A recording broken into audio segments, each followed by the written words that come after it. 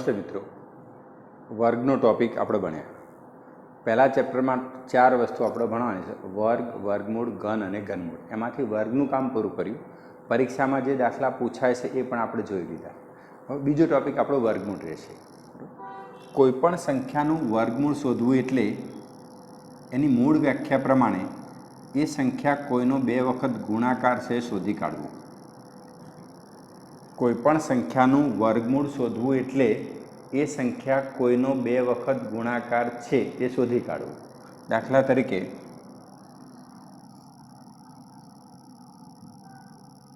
49નું વર્ગમૂળ શોધવું એટલે બીજું કંઈ નહીં, 49 એ 2 વખત ગુણાકાર છે. તો કોનો 2 વખત ગુણાકાર? 7નો. કારણ કે આપણે વર્ગ તૈયાર કરીએ એટલે વર્ગમૂળ એને મેળે આવી જાય, એટલે એનું વર્ગમૂળ 7.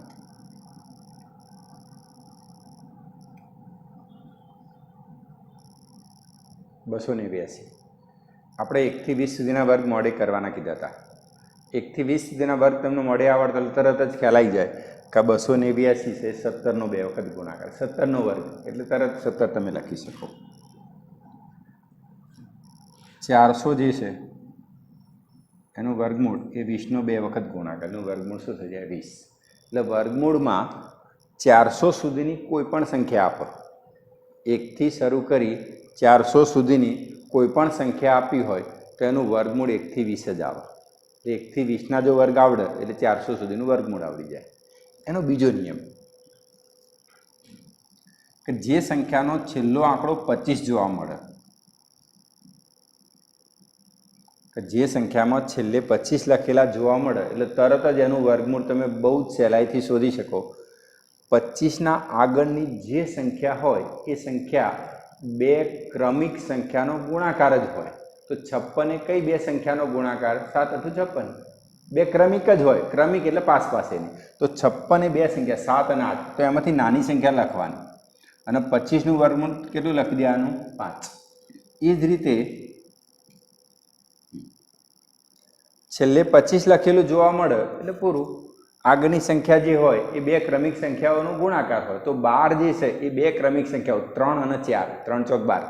તો નાની સંખ્યા એટલે 3 અને 25નું વર્ગમૂળ એટલે 5. એટલે છેલ્લે 25 લખેલી સંખ્યા આવે ને એટલે તમારે કોઈ પ્રોબ્લેમ નહીં, ખાલી આગળની સંખ્યા જોવાની. 2 ક્રમિક સંખ્યાઓ અને એ ક્રમિક સંખ્યાઓ પણ 1 થી 10માંથી જ 2 ક્રમિક સંખ્યાઓ સાવ નાની જશે તો એ 2 ખાલી જોઈ લેવાનું.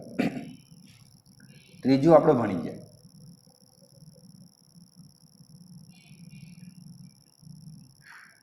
કે જ્યારે કોઈ સંખ્યાનું વર્ગમૂળ શોધવાનું હોય તો એ સંખ્યા ક્રમિક સંખ્યા લખેલી હોય. 1 2 3 4 પછી 3 2 1, એટલે ક્રમિક સંખ્યા ચડતો ક્રમનો ઉતરતો ક્રમ લખેલી દેખાય એટલે તરત એનું વર્ગમૂળ ખાલી ચડતા ક્રમમાં કેટલા સુધી છે જોઈ લેવાનું. અહીં કેટલા સુધી ચડતા ક્રમમાં લખ્યું છે? 4. તો 4 સુધી ચડતો ક્રમ છે તો 4 એકડા એનું વર્ગમૂળ. બરાબર.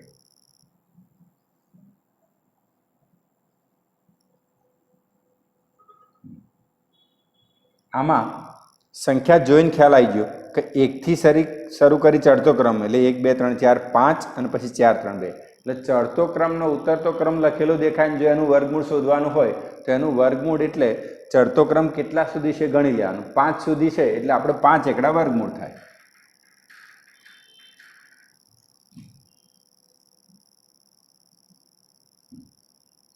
અહીં આગળ પણ ચડતો ક્રમનો ઉતર 3 સુધી છે એટલે 3 એકડા એનું વર્ગમૂળ થઈ જાય.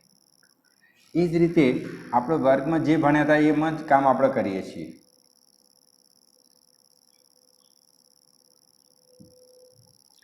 કે જ્યારે કોઈ સંખ્યાનું વર્ગમૂળ શોધવાનું હોય, પરીક્ષામાં કોઈ આપણે દાખલો ગણવાનો હોય અને એમાં આવી કોઈ સંખ્યાનું વર્ગમૂળ તમારે શોધવાનું થાય તો ખાલી જોવાનું એટલું જ 9801, કે જે સંખ્યા હોય એ 9801 આ ક્રમમાં દેખાય એટલે તરત જ એનું વર્ગમૂળ 9 થાય. એનું વર્ગમૂળ કેટલું થાય? 9 થાય. કેટલા 9?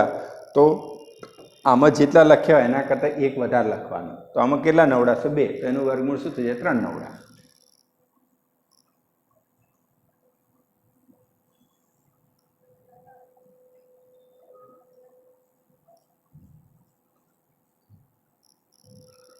હવે તમને ગમે એટલી મોટી સંખ્યા આપી હોય તો પણ તમે વર્ગમૂળ તરત લખી જ શકશો. કદાચ હું માનું ત્યાં સુધી कौन बनेगा करोड़पति केबीसी ना कार्यक्रम में આનો લગતો એક પ્રશ્ન પૂછાયેલો હતો. એમાં ચડતા ક્રમમાં એકડાવાળી સંખ્યાવાળો દાખલો હતો કેબીસીના કાર્યક્રમમાં. તો આજે 9801 આ ક્રમ દેખાય એનું વર્ગમૂળ ફિક્સ થઈ ગયું, નવડા જ હોય. કેટલા નવડા? તો આમાં જે લખેલા હોય એના કરતાં એક વધારે. તો આમાં કેટલા લખેલા છે? 4. તો આપણે એક ખાલી વધારે લખીએ, એનું વર્ગમૂળ એ થઈ જાય.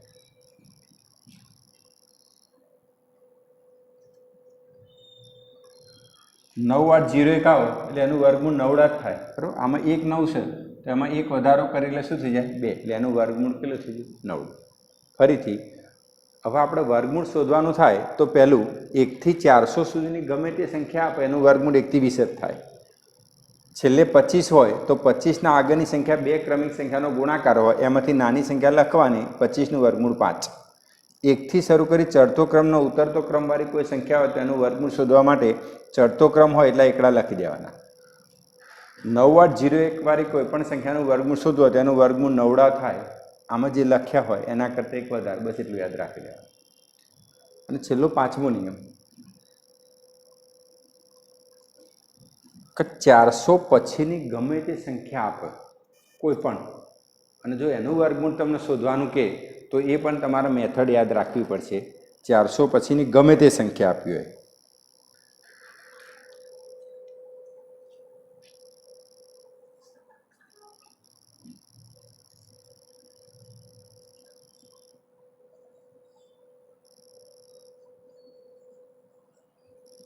ચારસો પછીની કોઈ પણ સંખ્યાનું વર્ગમૂળ શોધવું હોય તો એની મેથડ ખાલી આટલી જ છે કે એમાં આ છેલ્લો આંકડો એ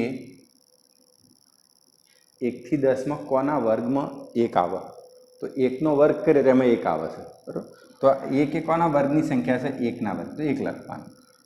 એ કામ પૂરું થાય પછી એના છેલ્લા 2 આંકડા કાઢી નાખવાના. આ 61 નીકળી જાય તો આપણને કઈ સંખ્યા મળે? 9.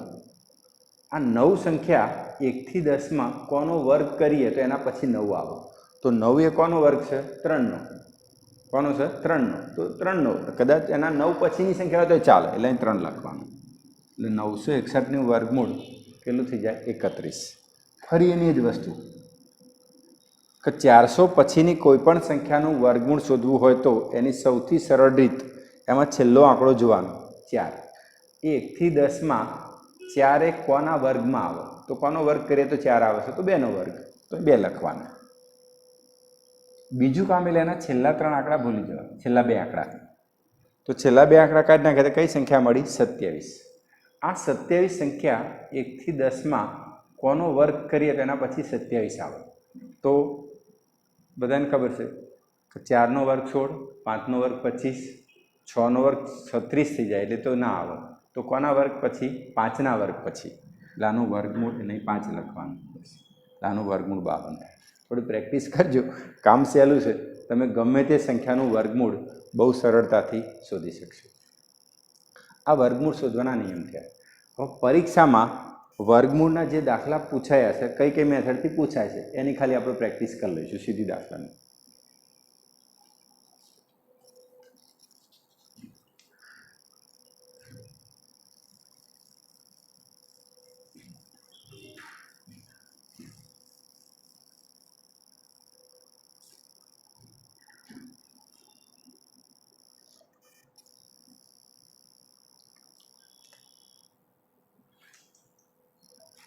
પહેલો દાખલો આપણે જીપીએસસી ક્લાસ 1-2ની એક્ઝામમાં પૂછાયેલો જોઈશું.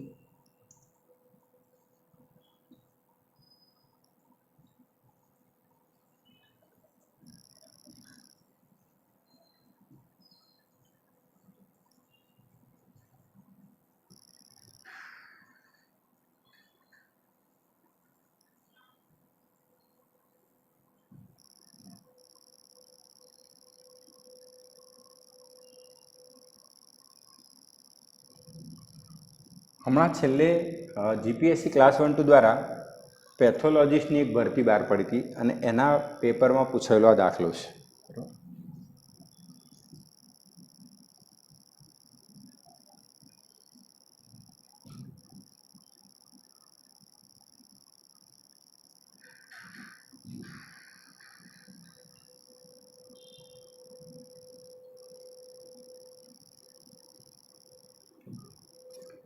તો જુઓ, આનું વર્ગમૂળ શોધવાની આપણે જે રીત ભણ્યા એ રીતમાં આનું બહુ જ મોટી સંખ્યા છે, 5 આંકડાની છે, એટલે વર્ગમૂળવાળી રીત જે અગાઉ આપણે ભણ્યા હતા પણ એ રીતનો યુઝ નહીં થાય, એટલે કારણ કે આપણો ટાઈમ ઓછો હશે એટલા માટે. તો આનું વર્ગમૂળ શોધવું હોય તો પહેલું છેલ્લો આંકડો 9 છે, એટલે 9નું વર્ગમૂળ કેટલું થઈ જશે? 3. એટલે છેલ્લે 3 હોય એવી સંખ્યાનું વર્ગમૂળ હોઈ શકે છે. એટલે આમાં છેલ્લે 3 એટલે આ વર્ગમૂળ ના હોય, આ પણ ના હોય. ક્લિયર? હવે આ 3 વાળી બાકી રહી, આ એનું વર્ગમૂળ હોય. એટલે હવે આની બહુ જ સરળ રીત કે જો આ સંખ્યા આનું વર્ગમૂળ હોય તો આ સંખ્યાનો 2 વખત ગુણાકાર આ થવો જોઈએ. એટલે હવે તમને ગુણાકારની રીતે આવડે છે કે 273 ગુણ્યા 273 કરી દેવાના. એમાં કામ શું કરવાનું? 273 ગુણ્યા 273. એટલે આમ સાવ 30 સેકન્ડથી પણ ઓછા ટાઈમમાં તમે એનો ગુણાકાર કરી શકશો. બરાબર? એટલે 74,529. 74,529 એનો ગુણાકાર થઈ ગયો. ડાયરેક્ટ ગુણાકાર કે જે ઓપ્શન આપ્યો તો આપણે આ નથી. જો કે આ 74,529નું વર્ગમૂળ 273 થાય, એટલે આ નથી. મીન્સ કે આનું વર્ગમૂળ આ પણ નથી. એનું મિનિંગ એ થયું કે આમાંથી એક પણ નહીં. એટલે એક્ઝામમાં પૂછાય તો થોડી ટેલેન્ટ વાપરવી પડશે. મોટી સંખ્યા તો આપશે પણ તમે ટેલેન્ટથી કામ કરી શકશો. બરાબર? કે છેલ્લો આંકડો જોવાનો કે 9 છે એટલે અહીં 3 હોવા જોઈએ, એટલે આ નથી એટલે જતું રહ્યું.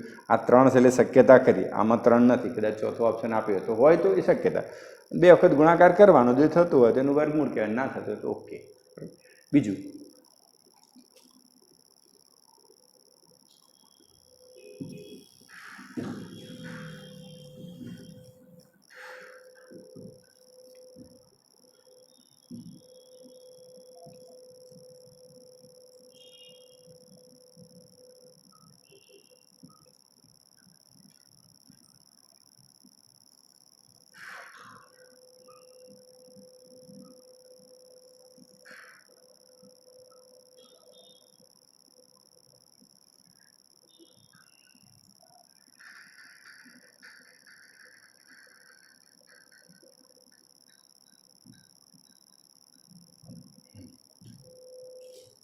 પરીક્ષામાં આ રીતના દાખલા પણ પૂછાશે કે વધારે વર્ગમૂળવાળો દાખલો હોય તો પહેલાં તો જોઈને તરત તો આપણને આ દાખલો ખૂબ મોટો પણ લાગશે, અઘરો પણ લાગશે.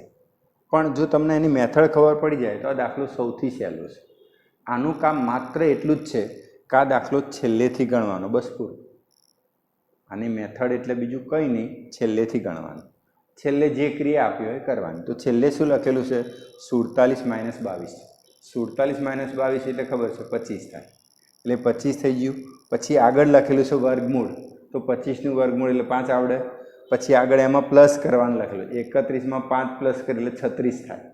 36નું વર્ગમૂળ લખેલું એટલે 6 થાય. 6 આમાંથી માઇનસ કરીએ એટલે 64 થાય. એનું વર્ગમૂળ એટલે 8 થાય. એમાં પ્લસ કરીએ એટલે 81 થાય, અને 81નું વર્ગમૂળ કેટલું થઈ જાય? 9 થઈ ગયું. ક્લિયર?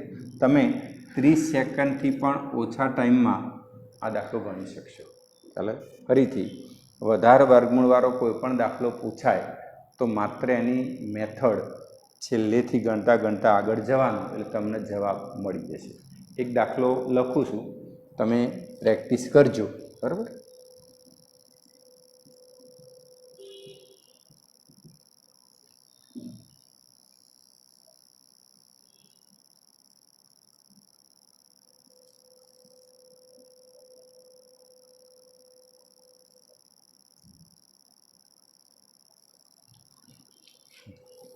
બીજી વસ્તુ કે પરીક્ષામાં આ પ્રકારના પણ દાખલા ઘણી વખત આવશે.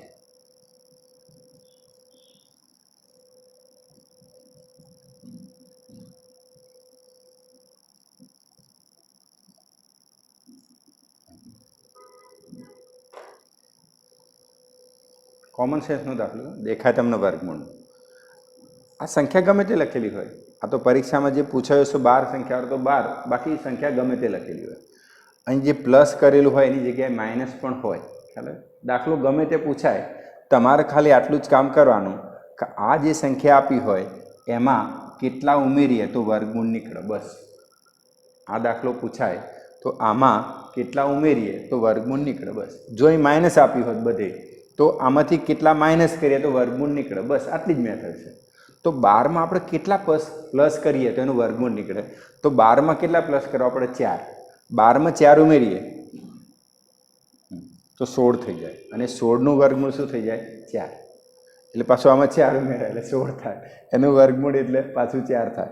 એ આમાં પ્લસ કે એટલે 16 થાય, અને 16નું વર્ગમૂળ શું થઈ જાય? 4. એટલે અહીંયા આગળ આ દાખલાની વિશેષતા એ છે કે તમે અહીં જે સંખ્યા લખો ને, જવાબ લાવો એટલે પાછું જવાબ એ જ આવે. ખ્યાલ આવે? એટલે ઘણી વખતે એક્ઝામમાં અહીં આગળ એક્સ લખેલું છે કે પ્લસ એક્સ બરાબર એક્સ હોય તો એક્સની કિંમત કેટલી થાય? બે રીતે દાખલો પૂછાશે આ રીતે. આમાં બીજી એક વસ્તુ આપણને આવશે એક્ઝામમાં.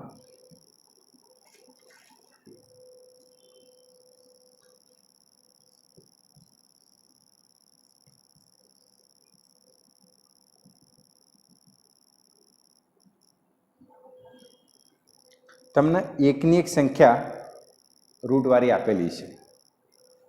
અહીંયા આગળ પ્લસ માઇનસ છે, અહીંયા આગળ કોઈ નિશાની નથી એટલે બધે ગુણાકારની નિશાની ગણવાની.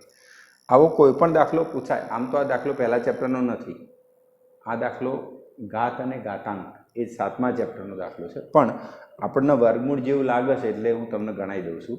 પણ એની મેથડ એકદમ શોર્ટ જ છે કે આનો જવાબ માત્ર આ જે સંખ્યા લખી એનો જવાબ જ છે કે 5 વર્ગમૂળમાં છે તો એનો જવાબ 5 જ આવે. ચાલો, ગમે તે સંખ્યા લખી હોય એનો જવાબ કેટલો આવે? 5 જ આવે. પરીક્ષામાં દાખલો પૂછાયેલો સહેલો છે, ખાલી તમને મેથડ ખબર હોવી જોઈએ કે આટલો સહેલો દાખલો પરીક્ષામાં છે. દેખાવથી તમને 100% અઘરો લાગશે.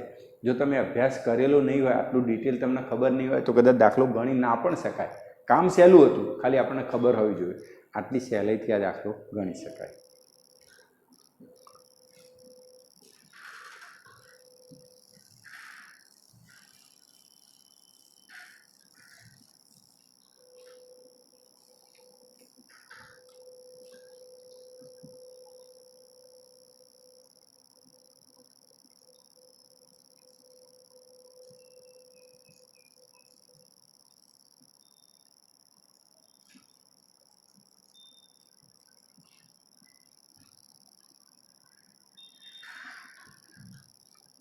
પરીક્ષામાં તમને કોઈ વર્ગમૂળ શોધવાની સંખ્યા આપી હોય, પણ એ સંખ્યા જે છે ને, આ જે સંખ્યાના ગણિતમાં મિશ્ર સંખ્યા કહેવાય. આ જે સંખ્યાનો પ્રકાર કયો ગણાય? મિશ્ર સંખ્યા. એટલે આવી કોઈ પણ મિશ્ર સંખ્યા આપે એટલે પૂર્ણાંક અને અપૂર્ણાંક એવી બે ભેગી થયેલી સંખ્યા એટલે મિશ્ર સંખ્યા. તો મિશ્ર સંખ્યામાં તમારે ખાલી આટલું જ કામ કરવાનું, આ મિશ્રમાંથી અશુદ્ધમાં રૂપાંતર કરવું પડે. મિશ્રમાંથી અશુદ્ધમાં રૂપાંતર કરવા માટે આ બેનો ગુણાકાર કરવો પડે, એટલે 11 ગુણ્યા 25, અને પછી આ ઉપરની સંખ્યા એમાં પ્લસ કરી દેવી પડે. એટલે આ જે તમે કામ જે છે એ સરળતાથી કરી શકો. દાખલા તરીકે આનો 11 વડે ગુણાકાર કરે 11 × 5 = 55 તમે ડાયરેક્ટ કરી શકો. એટલે 289 ભાગ્યા 25 એટલે 275. આનો ગુણાકાર 275 અને +4, બરાબર. અને 275 + 4 કરો એટલે 289. એટલે આને આ બેનો ગુણાકાર કરીને આ પ્લસ કરીએ એટલે 289 અને ભાગ્યામાં જે સંખ્યા હોય તે રહેવાની જ છે. આજે ભાગ્યા 25 રાખવાના. એટલે આ બેનો ગુણાકાર કરીને આ પ્લસ કરી દેવાનો, બેનો ગુણાકાર પ્લસ કરો, અને પછી એનું વર્ગમૂળ તમને આવડે છે, બરાબર. કે 289નું વર્ગમૂળ 17 થાય, 25નું વર્ગમૂળ કેટલું થઈ જાય? 5 થઈ જાય. એટલે કદાચ આ અશુદ્ધ છે એને કદાચ મિશ્રમાં આપે તો અશુદ્ધમાંથી મિશ્રમાં રૂપાંતર કરવું હોય તો આનો 5 વડે ગુણાકાર કરે 5 તરી 15, 17માંથી 15 એટલે 2 બાદ કરી 2 × 5 આ રીતે. અને કદાચ આનો જવાબ પોઈન્ટમાં પણ આપી શકે, કારણ કે આ જે દાખલો એક્ઝામમાં પૂછાયો હતો તેનો જવાબ પોઈન્ટમાં હતો, બરાબર. તો પોઈન્ટ કરી દઈએ એટલે 3 અને પોઈન્ટ કરો અને 20 ભાગ્યા 5 કરો એટલે 4, એટલે 3.4. ફરીથી મિશ્ર સંખ્યા આપી હોય તો પહેલું કામ મિશ્રમાંથી અશુદ્ધમાં રૂપાંતર. આ મિશ્રમાંથી અશુદ્ધમાં રૂપાંતર કરવા માટે આ બે સંખ્યાનો ગુણાકાર કરવાનો અને એમાં ઉપરની સંખ્યા ઉમેરવાની. 14 ઉપરની સંખ્યા દર ઉમેરવાની. એ બેનો ગુણાકાર 275 થાય, એમાં 14 ઉમેરીએ એટલે 289 થાય, અને એ લખવાની અને ભાગ્યામાં જે સંખ્યા એમને એમ રાખવાની, પછી એનું વર્ગમૂળ શોધવાનું. જો ઓપ્શનમાં 17/5 આપ્યું હોય તો જવાબ લખી જ દેવાનો. કદાચ એ ના આપ્યું હોય અને મિશ્ર કરેલું તો આપણે મિશ્ર કરવું પડે, અને એ ના આપ્યું અને પોઈન્ટમાં કીધું હોય તો તમારે પોઈન્ટમાં પણ એનો જવાબ લાવવો પડશે.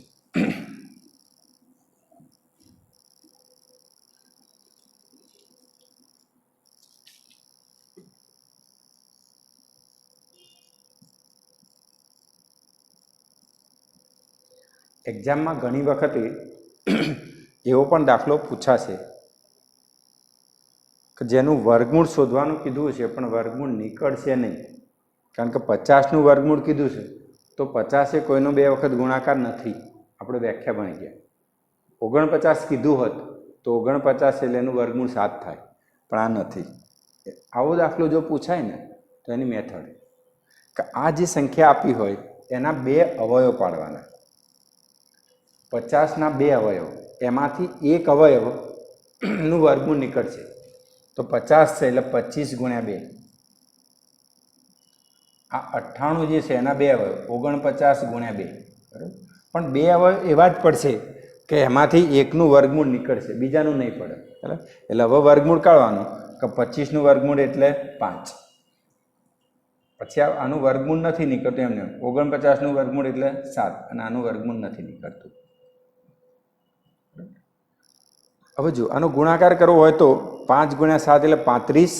આ 2 વર્ગમૂળવાળી સંખ્યાનો ગુણાકાર કરીએ તો વર્ગમૂળમાં 4 થઈ જાય અને 4નું વર્ગમૂળ પાછું 2 નીકળે એટલે 35 ગુણ્યા 2 એટલે 70.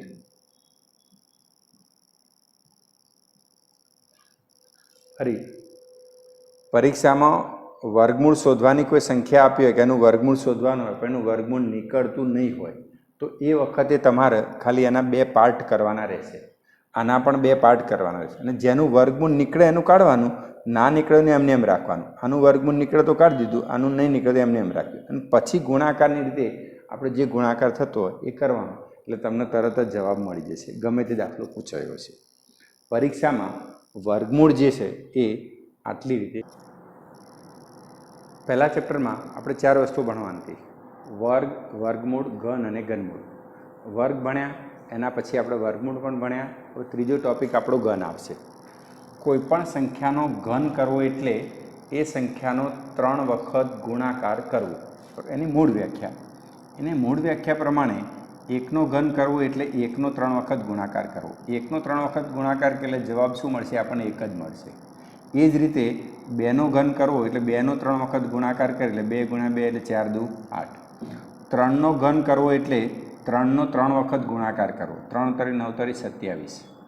4નો ઘન કરવો એટલે 4નો 3 વખત ગુણાકાર, 4 ગુણ્યા 4 એટલે 16, 16 ગુણ્યા 4 એટલે 64 થશે. 5નો ઘન કરવો એટલે 5નો 3 વખત ગુણાકાર કરીએ એટલે 125 થાય.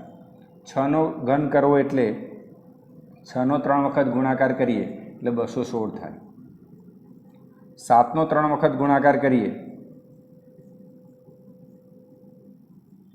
343. 8નો 3 વખત ગુણાકાર કરીએ એટલે 512 થાય. કદાચ ના ફાવે શરૂઆતમાં તો ખાલી ગુણાકાર જ કરવાનો, બીજું કંઈ નહીં.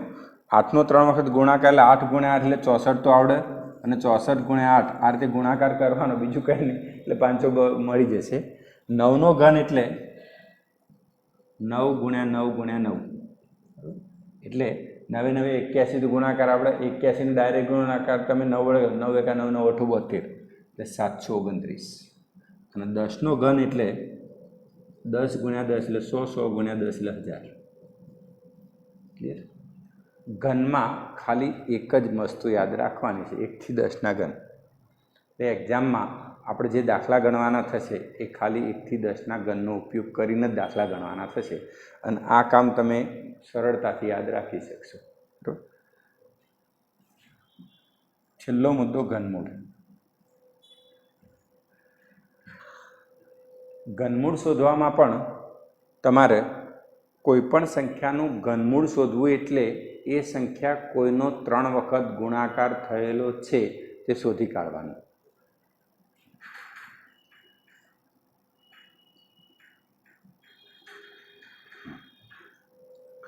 ઘનમૂળમાં 512 એનો મિનિંગ શું થયો કે આપણે 512નું ઘનમૂળ શોધવું હોય તો 512 એ હંમેશા કોઈનો 3 વખત ગુણાકાર હોવો જોઈએ. હવે આપણે 1 થી 10ના ઘન તૈયાર કર્યા હતા તો એમાં 8નો 3 વખત ગુણાકાર એ 512 એટલે એનું ઘનમૂળ 8 થાય.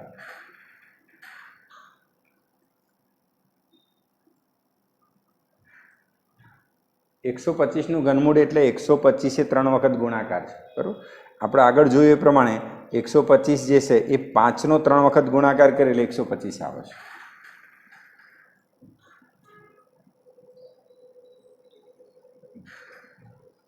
8નું ઘનમૂળ એટલે 8 એ 3 વખત ગુણાકાર છે, 2નો 3 વખત ગુણાકાર એટલે 8 થાય, એટલે 8નું ઘનમૂળ કેટલું થઈ જાય?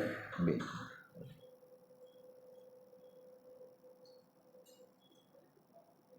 1000નું ઘનમૂળ એટલે 1000 એ 10નો 3 વખત ગુણાકાર છે, એટલે ઘનમૂળમાં એક વસ્તુ કમ્પ્લીટ થઈ.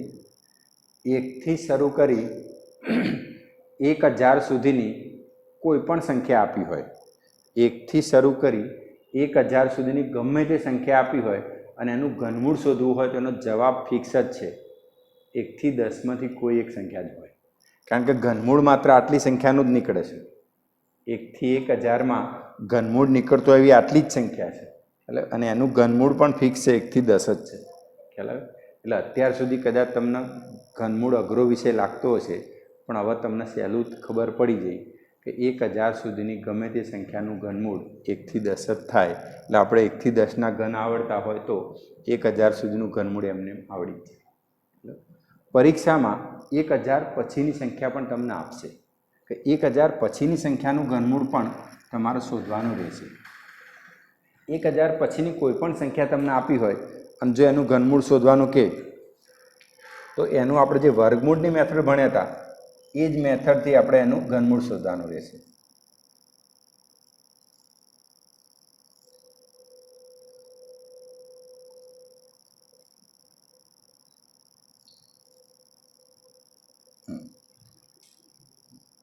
તો 1000 પછીની કોઈ પણ સંખ્યા આપે, 1000 સુધી કોઈ પ્રોબ્લેમ નથી કારણ કે એનો જવાબ 1થી 10 જ છે. 1000 પછી ગમે તે આપે એની, કારણ કે પરીક્ષા છે, ફિગર ગમે તે મૂકી શકાય. તો તમારે ખાલી એની મેથડ યાદ રાખવાની. પહેલું કામ, એનો છેલ્લો આંકડો જોવાનો. તમારે જે સંખ્યાનું ઘનમૂળ શોધવાનું એનો છેલ્લો આંકડો જોવાનો. તો એનો છેલ્લો આંકડો જે છે એ 1થી 10માં કઈ સંખ્યાનો ઘન કરીએ તો એમાં છેલ્લો આંકડો 3 આવે છે. બરાબર? તો કોનો 3 વખત ગુણાકાર કરીએ તો છેલ્લે 3 આવે છે. તો આ છેલ્લે 3 જે છે એ કોનો છે? 7નો. બરાબર? એટલે છેલ્લો આંકડો 3 છે એ કોના ઘનનો છે? 7નો. એટલે આપણે એનું ઘનમૂળ કાઢીએ તો અહીં 7 લખાય. આ આપણું પહેલું કામ. બીજું કામ એટલે એના છેલ્લા 3 આંકડા ભૂલી જવાના. એના છેલ્લા 3 આંકડા કાઢી નાખે એટલે કઈ સંખ્યા મળી? 4. આ 4 સંખ્યા 1થી 10માં કોનો ઘન કરીએ તો એના પછી 4 આવે છે. તો જો 1થી 10માં 1નો ઘન કરીએ એટલે 1 થાય, એના પછી 4 આવે ખરા. 2નો ઘન કરીએ તો 8 થાય, પણ 8 પછી 4 ના આવે, 8 પછી 9 આવે, 10 આવે. એટલે 4 સંખ્યા માત્ર કોના પછી આવે? 1ના ઘન પછી આવે. એટલે અહીંયા આગળ શું લખી દેવાનું? 1 લખવાનું. એટલે 4913નું ઘનમૂળ કેટલું થઈ જાય? 17. ગમે એટલી મોટી સંખ્યા આપે, ઘનમૂળ શોધવું તમારા માટે સરળ છે. ફરીથી પહેલું કામ એટલે આ છેલ્લો આંકડો જોવાનો કે છેલ્લો આંકડો 8 એ 1થી 10માં 8 કોના ઘનમાં આવ્યો? 2નો ઘન. તો 2નો ઘન કરે એમાં 8 આવે છે. તો 8 એ 2ના ઘનની સંખ્યા, એટલે 2 લખવાનું. બીજું કામ એટલે એના છેલ્લા 3 આંકડા ભૂલી જવાના. એના છેલ્લા 3 આંકડા ભૂલી જવાના. તો છેલ્લા 3 આંકડા ભૂલી જઈએ એટલે કઈ સંખ્યા મળી? 32. આ 32 સંખ્યા 1થી 10માં કોના ઘન પછી 32 આવે? તો જુઓ, આ 27 પછી 32 આવે, આ 64 પછી 32 ના આવે. એટલે આ 27 એ કોનો ઘન છે? 3.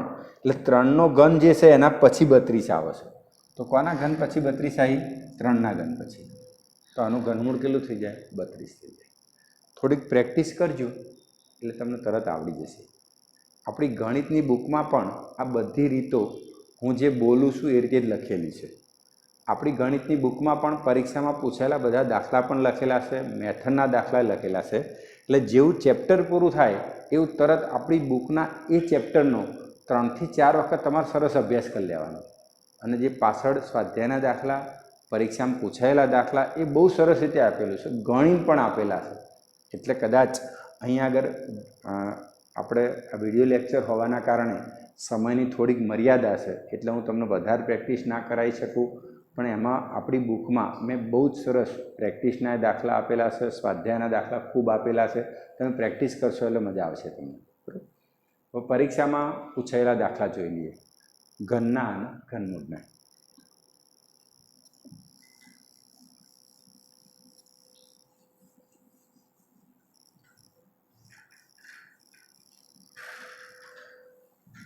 પહેલાં આપણે ઘનના દાખલા જોઈએ.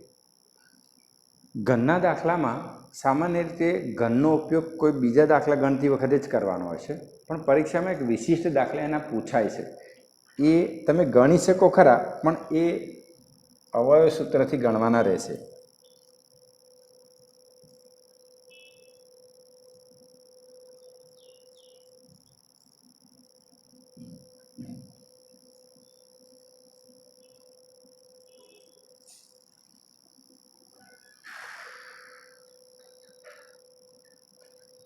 આ એટીડીઓની એક્ઝામમાં હમણાં જે છેલ્લે ભરતી થઈ એ એટીડીઓની એક્ઝામમાં પૂછાયેલો દાખલો છે. તો જો અહીંયા આગળ દેખાય છે તમને ઘનવાળો દાખલો. આના આપણે ઘન પણ કરી શકીએ. બીજી કોઈ સંખ્યા આપી હોય તો એના ઘન થાય, પણ એ થોડા અઘરા પડે. પણ આ દાખલો ગણવાની સૌથી સહેલી રીત ખાલી આટલું યાદ રાખવાનું, 3ABC, ABC આ 3 સંખ્યાઓ છે, બરાબર. એટલે 20 ગુણ્યા 10 ગુણ્યા -30. જો માઇનસ હોય તો માઇનસ લખવાનું આગળ જ્યાં, બરાબર. હવે આનો સાદો ગુણાકાર આપણને ખબર છે. ગુણાકારમાં 0, 3 દુ 6, 6 તરી 18 અને 3 0 આવો.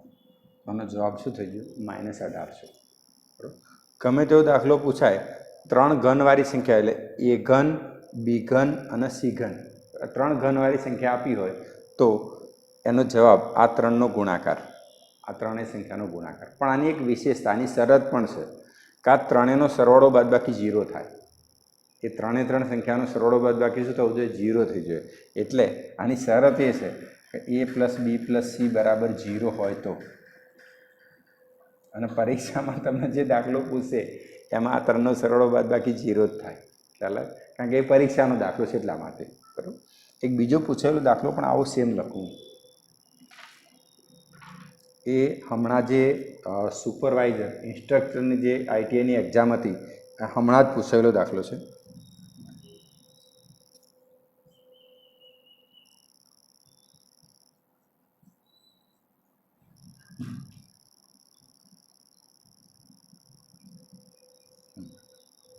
તો આમાં પણ તમારે ખાલી 3ABC કરવાનું રહે. એટલે તમે પ્રેક્ટિસ કરીને જવાબ લાવજો, હું ગણાવતો નથી. ખાલી 3 ગુણ્યા 25 ગુણ્યા 75 ગુણ્યા 50 સાદો ગુણાકાર છે. આપણે કોઈ ટાઈમ બગાડતા નથી, એટલે સીધો તમને જવાબ મળી જશે. એટલે ઘનમાં સીધો ઘનનો કોઈ દાખલો પૂછાતો નથી, પણ આ રીતે દાખલા પૂછાશે. હવે ઘનમૂળ, ઘનમૂળના જે પરીક્ષામાં દાખલા પૂછાય છે એમાં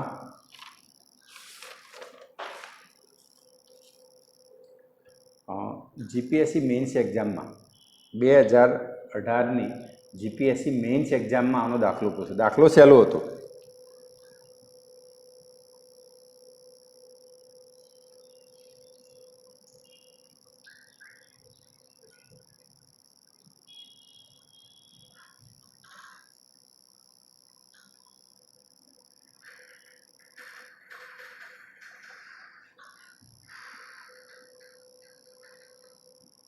આ દાખલો એસટીઆઈમાં પણ પૂછાયો હતો. બંને જગ્યાએ પૂછાયો. એસટીઆઈમાં પણ પૂછાયો હતો અને જીપીએસસી મેન્સમાં પણ પૂછાયો હતો. પણ મેં જીપીએસસી મેન્સના ઓપ્શન લખું છું.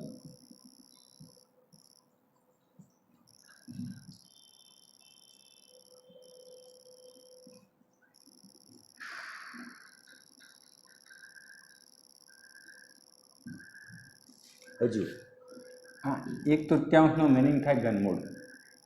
1/3નો મિનિંગ શું થાય? ઘનમૂળ, બરાબર. અહીં ઘનમૂળ શોધવાનું કીધું છે, પણ અહીં અંદર જે સંખ્યા છે એ વર્ગમૂળ છે. હવે 8નું વર્ગમૂળ એટલે 8 એ કોઈનો 2 વખત ગુણાકાર હોવો જોઈએ. એટલે 8 એ કોઈનો 2 વખત ગુણાકાર થતો જ નથી, એટલે 8નું વર્ગમૂળ ના મળે. અને 8નું વર્ગમૂળ ના મળે એટલે એનું ઘનમૂળ કઈ રીતે આપણે શોધી શકીએ? એટલે આપણો જવાબ 1 પણ નહીં. આપણો જવાબ 1 પણ નહીં. પણ એસટીઆઈની જે એક્ઝામમાં દાખલો પૂછાયો હતો એમાં ઓપ્શન આપેલા હતા. એમાં એક ઓપ્શન આવું હતું કે એને શું કર્યું હતું કે 8નું ઘનમૂળ પહેલાં શોધ્યું. 8નું ઘનમૂળ એટલે 2 થાય, કારણ કે 8નું ઘનમૂળ નીકળે આપણે. એટલે 8નું ઘનમૂળ 2 થાય એટલે એના ઓપ્શનમાં લગભગ એના ઓપ્શનમાં આ રીતે 8નું ઘનમૂળ 2 એટલે વર્ગમૂળમાં 2 આવો જવાબ હતો. તો જો ઓપ્શનમાં વર્ગમૂળ 2 લખેલું હોય તો આનો જવાબ શું થઈ જાય? વર્ગમૂળ 2 થઈ જાય. પણ આનું ઓપ્શન જીપીએસસી ક્લાસ 1 2માં નહોતું કોઈ, એટલે આપણો જવાબ 1 પણ નહીં આવશે. બીજો દાખલો,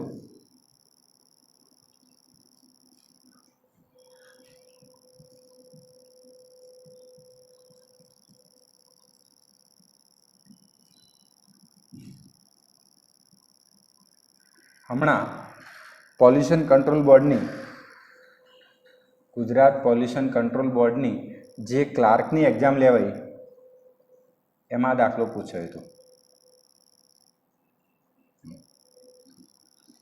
કે 64ના વર્ગમૂળનું ઘનમૂળ. હવે 64નું વર્ગમૂળ એટલે આપણે શીખ્યા 8 થાય, અને 8નું ઘનમૂળ એટલે કેટલું થઈ જાય? 2. એટલે દાખલાનો જવાબ બહુ સહેલો હતો, 2.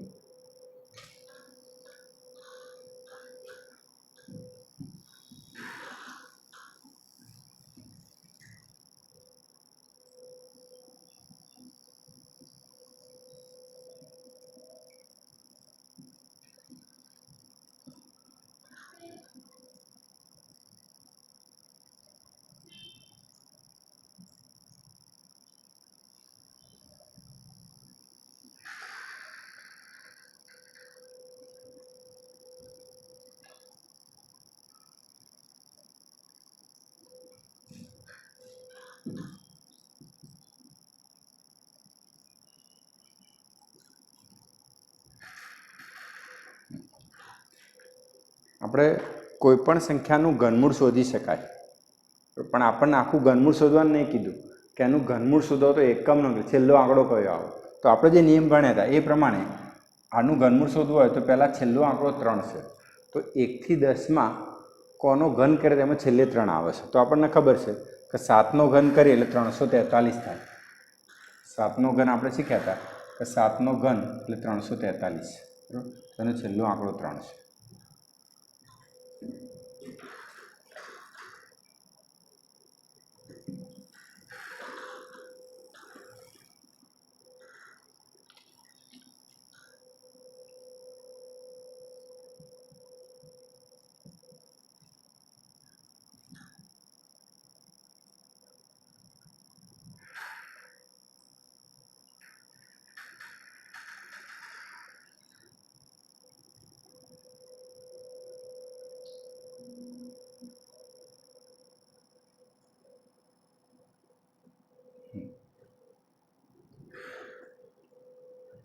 પરીક્ષામાં તમને કોઈ પણ સંખ્યા આપી હોય, એ સંખ્યા ગમે તે આપો, અહીં 675 પરીક્ષામાં પૂછેલી છે એટલે મેં 675 લખી કે એ સંખ્યાને નાનામાં નાની કઈ સંખ્યા ગુણવાથી એ પૂર્ણ ઘન બને. આની આ વસ્તુ પૂર્ણ વર્ગમાં પણ વપરાશે. પૂર્ણ વર્ગ બને એવો દાખલો પણ આવશે, પણ બંનેનું કામ એક જ છે. પૂર્ણ વર્ગ બને, પૂર્ણ ઘન બને, તો પણ કામ એક જ કરવાનું. આ જે સંખ્યા આપી હોય એના અવયવ પાડવાના, બરાબર. તો 675ના અવયવ પાડવાના.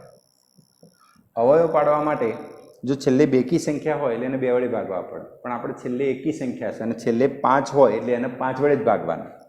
તો આનો 5 વડે ભાગ ચલાવવાનો. તો આને 5 વડે ભાગ ચલાવીએ એટલે 5 એકા 5, 1 વધે એટલે 17, એટલે 5 તરી 15, 2 વધે 25. હજુ 5 આવે એટલે ફરી 5 વડે ભાગ ચાલવાનો છે, એટલે 5 દુ 10, 1 વધ્યા એટલે 35, 5 × 35. 27 એટલે આપણને ખબર છે કે 27 જે છે આ ઘનવાળો દાખલો છે, એટલે 27 એ 3નો ઘન છે. એ ડાયરેક્ટ કરો તો ચાલશે, પણ અત્યારે હું કરું છું અને 9 વડે, 9 × 3 એટલે 3, અને ફરી 3 ને 3 વડે ભાગ ચલાવી દે 1. તો આ એના અવયવ મળે, બસ. એટલે કોઈ પણ સંખ્યા આપી હોય એને નાનામાં નાની કઈ સંખ્યા વડે ગુણવાથી પૂર્ણ વર્ગ બને, પૂર્ણ ઘન બને. આ બેમાંથી ગમે તે પૂછાય તો તમારે ખાલી આટલું કામ કરી દેવાનું, એ સંખ્યાના અવયવ પાડવાના, બરાબર. હવે એને ઘન કીધું છે તો જુઓ 3 × 3 × 3 એ તો પૂર્ણ ઘન જ કહેવાય, ખ્યાલ. હવે આ 5 × 5 છે, બરાબર, એ 2 વખત છે. હવે ઘન બનાવવો હોય તો 3 વખત હોવા જોઈએ, એટલે આ 2 હશે એટલે ત્રીજા એક ખાલી 5 વડે ગુણ નાખવાનું. તો કેટલા વડે ગુણવા પડે છે? આપણે 5 વડે. એટલે પૂર્ણ વર્ગ પૂછાય, પૂર્ણ ઘન પૂછાય તો ખાલી આટલું યાદ રાખવાનું. પૂર્ણ ઘન કીધું હોય તો 3 3ના જોડકા બનાવવાના, પૂર્ણ વર્ગ કીધું હોય તો 2 2ના જોડકા બનાવવાના, બરાબર. આની આ સંખ્યાને જો હું ખાલી ત્યાં પૂર્ણ વર્ગ બને એવું લખું તો જવાબ આવો થઈ જાય. જુઓ, આને પૂર્ણ વર્ગ બનાવવાના હોય ને તો 2 2ના જોડકા. તો જુઓ, આ બેનું જોડકું બની છે કે 5 અને 5નું, પછી આ 3 ને 3 જોડકું બને, આ એક 3 બાકી રહે. હવે એના બીજું જોડકું બનાવવા માટે કેટલા વડે ગુણવા પડે? 3 વડે. બરાબર. એટલે પૂર્ણ ઘન કીધું હોય તો 5 આવે, પૂર્ણ વર્ગ કીધું હોય તો 3 આવે. એ રીતે વર્ગ એટલે બે બેના જોડકા બનાવવાના, ઘન એટલે 3 ના જોડકા.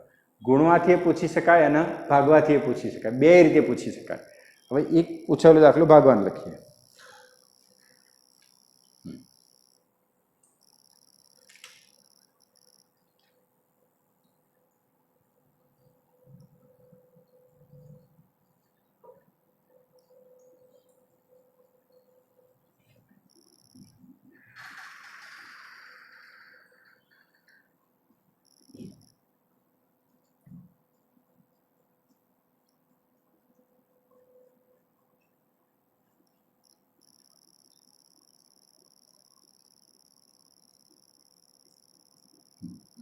ગુણવાથી પૂછાય કે ભાગવાથી પૂછાય, બંનેનું કામ એક જ, બરાબર.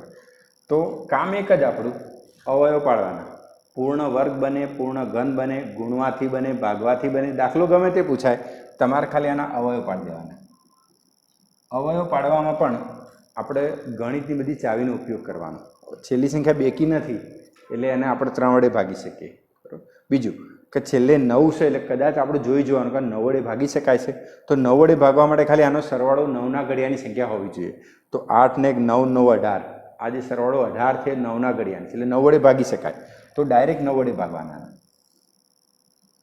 3 વડે ભાગી શકાય પણ એ લાંબો દાખલો થાય, તો 9 વડે ભાગે 9 વડે જ ભાગવાના એને. તો જો આને ભાગ ચલાવીએ તો પહેલું 9 8 72, 80માંથી 72 જાય એટલે 8 વધે એટલે પાછું ફરી 81, ફરી 9 9 81, 9 1 9. હવે ફરી 9 વડે ચાલે તો પાછું ચલાવવાનું. તો સરવાળો 9ના ઘડિયાની સંખ્યા થવો જોઈએ. તો 9 ને 1 10 ને 8 18 એટલે 9ના ઘડિયા, પાછું 9 વડે ચાલે જ એને. અને 9 વડે ભાગ ચલાવીએ તો 9 8 72, બરાબર. 89માંથી 72 બાદ કરો એટલે પાછું ફરી 9 સોરી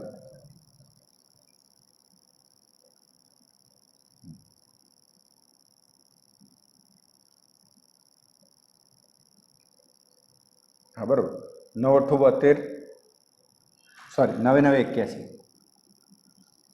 આનો ભાગ જે ચલાવીશું એમાં 9 9 81, ફરી 9 9 81, 99 આવે એટલે આપણને ખબર છે કે 9 વડે ભાગ ચલાવે કેટલા થાય 11, અને 11 એ અવિભાજ્ય સંખ્યા એટલે કોઈના વડે ભાગ ચાલે 11 વડે ચાલે, 11 1 11.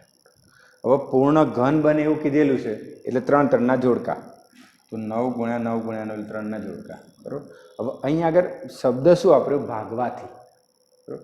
તો ભાગવાથી જ્યારે કે તો આ જે સંખ્યા 3નું જોડકું છે આ એક વધારાના થયા 11, આ 11 એક સંખ્યા વધારાની થઈ, તો નીચે ભાગ્યામાં 11 લખી દઉં તો ઉપરની સંખ્યા પૂર્ણ ઘન બને. એટલે જો આના અવયવ જે છે આ છે, ભાગ્યામાં 11 લખી દઉં, બરાબર. આ જે હતું આ આપણી સંખ્યા જે હતી 8019ના અવયવ આ છે.